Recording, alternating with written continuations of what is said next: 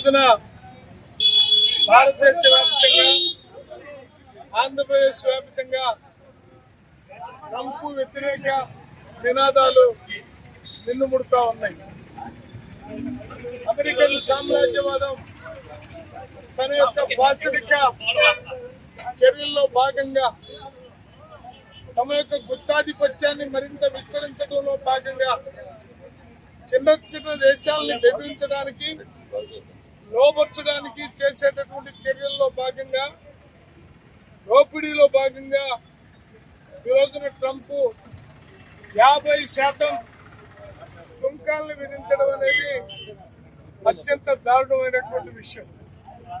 ఎంత దారుణం అంటే అమెరికా నుంచి మనం దిగుమతి చేసుకుంటేనే ఉన్న సుంకాలు, మనం అక్కడికి ఎక్స్పోర్ట్ చేస్తేనే ఉన్న సుంకాలు, మనం దిగుమతి చేసుకునేటప్పుడు మాత్రం సుంకాలు ఏమి ఉండకూడదనే పద్ధతుల్లో చేయడం అనేది జరిగింది.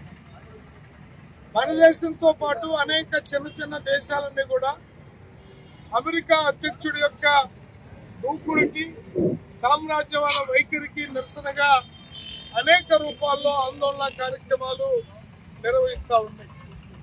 అసలుకే ఈ సుంకాల వల్ల భారతదేశంలో ఉన్నటువంటి అనేక పరిశ్రమలు మూతపడిపోతా ఉన్నాయి.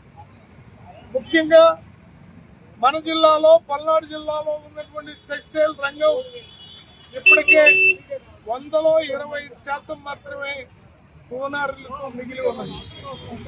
ఆ 25% కూడా ఇతర విధానాల వల్ల మరింతగా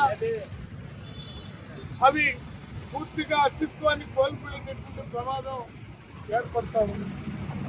అట్లాగే ఆక్వా ఫీల్డ్ కానీ ఇతర అన్ని పరిశ్రమల్లో కూడా ట్రంప్ విధానాల వల్ల భారతదేశంలో ఉన్నటువంటి మొత్తం పారిశ్రామిక రంగం కుదేలైపోతున్నా మన దౌర్భాగ్యం, దురదృష్టం ఈ దేశానికి ప్రధానమంత్రిగా ఉన్నటువంటి నరేంద్ర మోడీ